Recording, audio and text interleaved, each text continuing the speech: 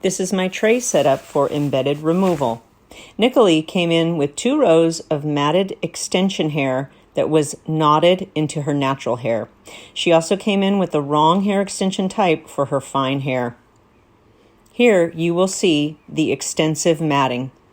I charge per hour for embedded removal. After I remove 2 rows of matted hair, matted and dreadlocking happens when clients are not taught proper care and maintenance of hand-tied extensions. Here you're going to see breakage that happened on her natural hair. Wrong color for her natural base color. Here is a different client.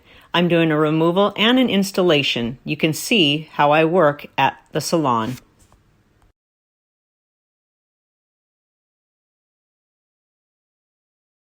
Get ready for some beautiful after pictures. We went for an all-over base color of dark chocolate brownie batter.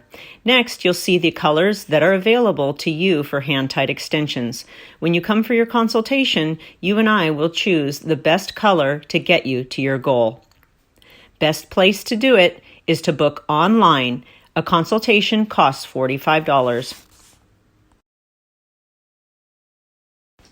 I'm certified in the habit extension method, and I have 15 years experience in doing extensions.